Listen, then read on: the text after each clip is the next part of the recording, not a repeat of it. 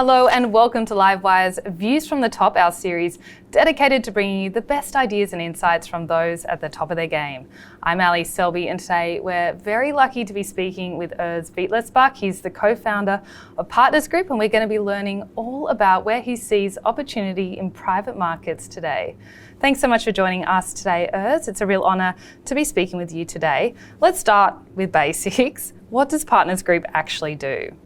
Partners Group, we are a large private markets asset manager. We have 150 billion under management in private equity, in private infrastructure, private debt and private real estate.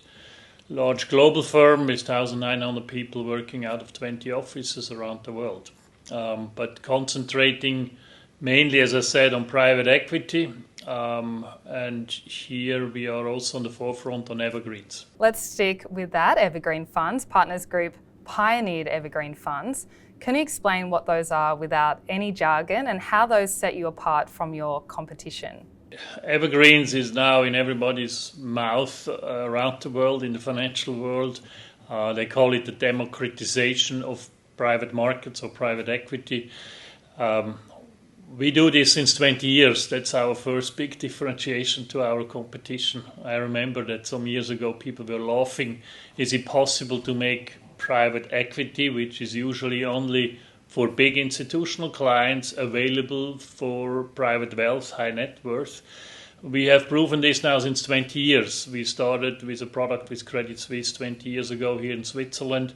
Today we manage in different products around the world around 45 billion in these so-called open-ended evergreen private equity products. The way that they work is that a private client can invest, call it semi-liquid. So on a monthly basis you can invest and divest in this fund. So monthly we calculate the newest NAV. It's not very easy to manage them. As I said, we have done it since 20 years. Returns have been remarkable, like this global value fund that we have in the market for you in Australia. We run it since 2007, has over double-digit returns, and just looked it up. We have outperformed the MSCI World over this time by over 100%. So, wow. So really makes sense to be in these private markets, evergreen structures. In a recent market outlook, you talked about this brave new world where technology will heavily impact the future, but mostly Partners Group is focused on the acceleration of change. What does that actually look like and how will that create opportunities for investors? Yeah, I think today you have to watch what's happening with AI. We call it like digitalization 1.0. There was like the internet, everybody got an iPhone and so on. There it was kind of democratization of connectivity. It was connectivity as a service. We all could talk to each other suddenly with the internet and with the iPhones. Now with AI, this is now a complete new level. This is now intelligence as a service.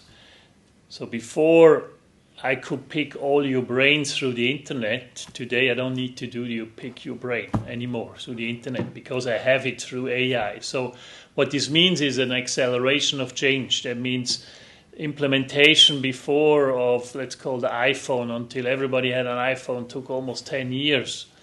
AI took us now about not even a year, and almost everybody has ChatGPT or whatever. So you're going to have a huge acceleration of change in everything that you have ever imagined. And when you invest, you really have to watch this acceleration of change. No, well, it sounds like a very exciting time to be an investor. Is it possible you could take us through an example of that acceleration of change at work with one of Partners Group's investments? Yeah, maybe one I want to pick out is a company called Amira. It used to be called Foncia. It was at the time when we invested back in 2016. It was the market leader in property management in France. And this industry was extremely fragmented and their IT systems were very archived. So they were still using some Excel sheets. When the people came to work in Paris or Lyon, it took them 15 minutes until the computer started up. So we really liked this company because there was a lot of things to be changed. If we look what we have done since then, first we have developed a new digitalization system or a new IT system. We hired 80 programmers. We spent 120 million euros. Today, this is the state-of-the-art technology that you can have in property management. So every of the employees has his own iPad. They can go into the properties. They have everything on their fingerprints. And on top of it, because this was such a fragmented market, is something which is called buy and build in private equity. We were doing, since the acquisition back in 2016, we have done 478 acquisitions. So we do today on a weekly basis an acquisition around Europe. Today we are in every market in Europe, Germany, France, Switzerland, UK. We are market leader. And so we buy these companies, these mom and pop companies who are still on Excel sheets, so the old IT systems. We buy them at 4, 5, 6 times EBITDA. We give them our new system, plug them in. Their EBITDA margin goes up immediately, substantially. And through this, we were able to invest into this company in 2016. They made then 150 million earnings. Today, we are at 460 million earnings. So you see this acceleration, returns, buy and build, and investment in this digitalization. This is very important today in every sub-segment. What about your exit strategy? How do you know when it's the right time to divest an investment? Yeah, that's the beauty about private equity. You know, there are 3 reasons why private equity outperforms public markets. The first reason is, the third one is then the exit side, but the first reason is actually the entry side. At the time of investment, we in private markets, we know much more about the underlying companies. We have done 12, 13, 14 months due diligence on the company. If you would know as much as we know in a public markets company when you invest, you will be an insider. You should go to jail. We are actually a legalized insider in private markets. Then when we are invested in a company, as I explained before with Amira, we are from the board really running the company and make acceleration of change, operational change.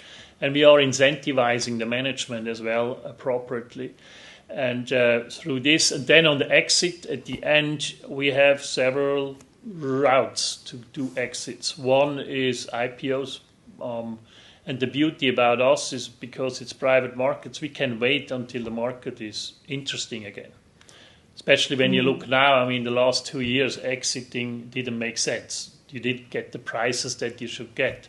So we can wait. So our global value fund that we have in the market in Australia, this Evergreen private equity fund, we have over 30% of the underlying companies are ready to be sold. But we are waiting for the right timing. I don't have the crystal ball, but I think we are pretty close to an opening of the markets because the credit markets get more liquid. So we are expecting quite some exit activities in the second half of this year and also in 2025. Either other buyout funds buying it, trade buyers, or IPOs. Do companies still need to come to public markets for capital? Are you seeing any shifts or changing trends when it comes to the IPO market? Maybe on the public market, it's interesting. Our chairman has written a white paper where he made a bold statement that public equity is the new alternative asset class, so private equity is the new traditional asset class. Let me explain this. It used to be that when a company went public, I was once at Goldman Sachs many, many years ago. I did IPOs at Goldman Sachs. Back then, it was a statement of approval for a company who went public 25 years ago. They was like a company who had earnings for many years. They were a real high quality company. And in private equity, everything was highly, highly leveraged, 10% equity, 90% leverage. There was higher risk in private equity. Fast forward to today, private equity is not highly leveraged anymore. It's 50-50, 50% debt, 50% equity. That's what I learned at university is the right leverage for a company. Private equity you get today in every industry that you can imagine, small companies, large companies, small cap, mid cap, everywhere in the world. Now look at the public market. First, public market is shrinking. The last 20 years we have 50% less companies public. And then let's look the last 4 years IPOs. Of all the IPOs globally, last 4 years, only 20% of the companies had earnings. 80% were loss-making. These are companies like DoorDash, an app where you order some food. This company will never make money. They had a market cap of 120 billion. It was pure sentiment by investors. There is no fundamental truth behind it. And this is why we came to this statement.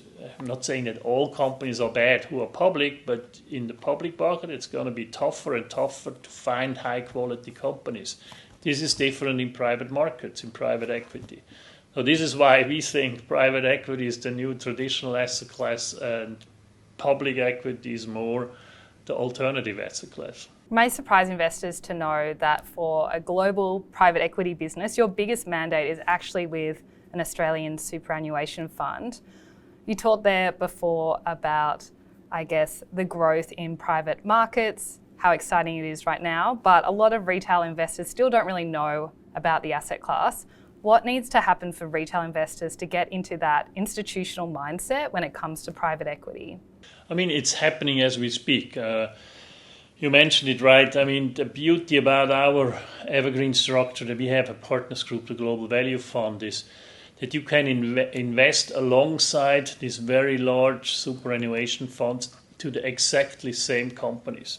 So we promise that we do pro rata, exactly what the big superannuation funds in Australia are doing with us in big mandates. Our biggest mandate is an 8 billion mandate out of Australia.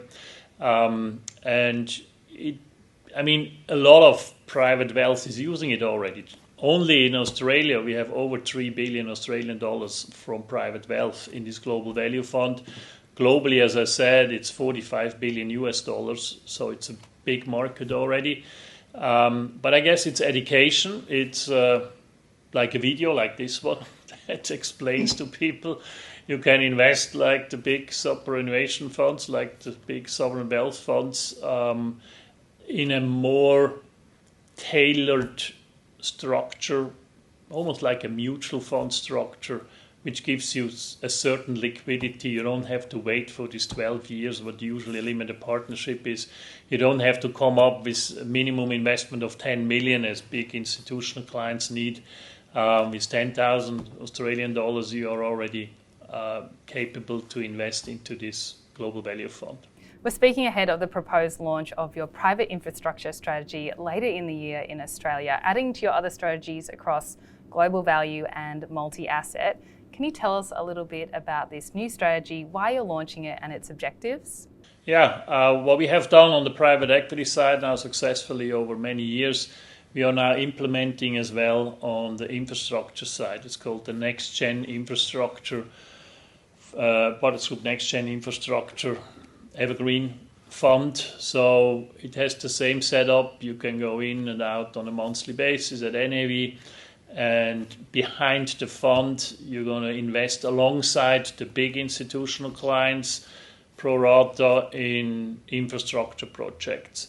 Now, infrastructure is very interesting because infrastructure, in our view, private equity will kind of double. They used to be tripling every 10 years. We think private equity industry will double over the next years.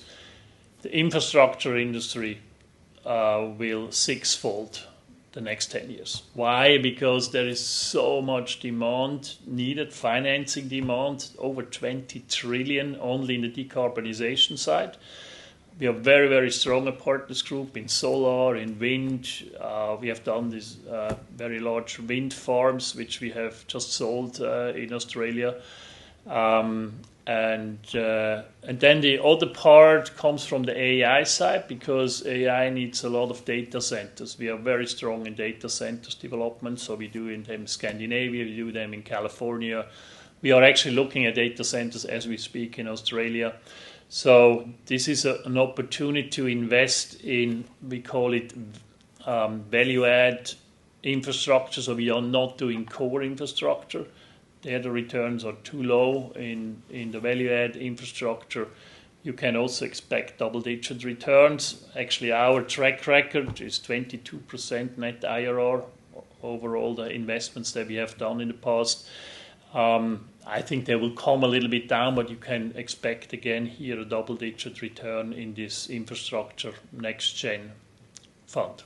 Well, that definitely sounds exciting. Okay, last question for today, Urs. I want to know something that you've become privy to recently or something that you've realised, whether it be a new insight after years of studying markets, a philosophy on life, or a piece of information learned after decades of relationship building. What's your unique view from the top? I think the first one is inclusion of all stakeholders. This has developed over the years. You know, in the old days, private equity firms got rich, then some pension plans made money as well. But you were not thinking about all the employees behind all of these firms that we were investing in. This has really changed. Today, you think about all stakeholders. I'll give you one example, a company called Schleich in Germany, which we have invested in. We were we were able to bring the ownership down to the factory workers. So we own it, the majority for our pension plans or the Evergreen Funds that we have for private wealth. We are the majority owners. Then the CEOs, CFOs, all the senior management has shares. But here we have given shares down to even the factory workers. So everybody feels empowered or owner of the company. That makes the company better, more efficient. And this is one thing that we are developing now more and more to bring the ownership down to everybody in the company. And then I'm actually sitting here and I'm just seeing in front of me, I'm sitting here behind is a big screen wall. This is our decision room where we make all the decisions about the investments, always on Tuesday afternoon.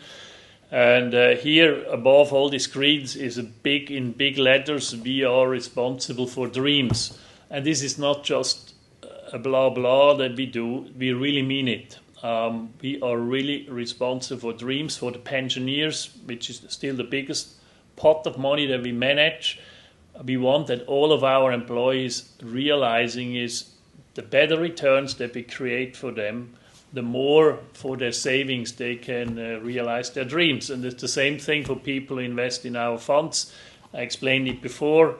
The Partners Group Global Value Fund since inception has outperformed MSCI World Total Return since inception by over 100%. Just imagine if you would have invested back in 2007 $10,000, that would be now, I don't know, 6-7 folded since then.